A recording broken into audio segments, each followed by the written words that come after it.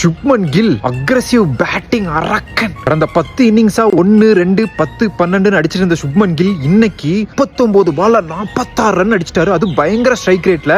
இப்படி ஆடினா சாம்சங் ஜெய்ஸ்வாலோட கெரியர்ல காலிதா T20ல சான்ஸே இல்ல.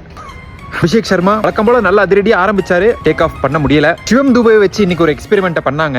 ஜாம்பா வந்த உடனே எழுமல அப்படின்னு சொல்லி துபே இறக்கி விட்டாங்க. நிறைய 6 போகும்னு எதிர்பார்த்தாங்க, ஒண்ணுதான் போச்சு. பவுலரை கொண்டு வந்து விக்கெட் எடுத்துட்டாங்க. Experiment failure. சூரியகுமார் யாதவ் 10 பாலுக்கு 20 ரன் அக்ரெசிவா தான் தெரிஞ்சிச்சு, ஆனா அங்கேயும் டேக் ஆஃப் ஆகல.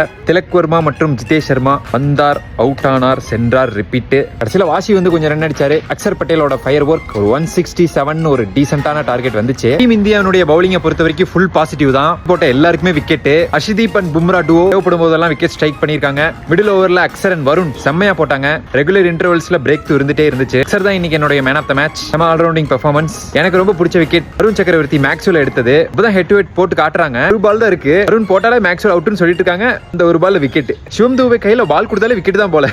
ரூலியா வாசிக்கு பவுலிங் கொடுத்துட்டாங்க, 3 விக்கெட். மொத்தத்துல நிறைய பாசிட்டிவ்ஸ். இதுல இருந்து என்ன தெரியுது, ஹர்ஷித் ராணாவை டீம்ல எடுக்காட்டி டீம் எங்கேயோ போயிரும்.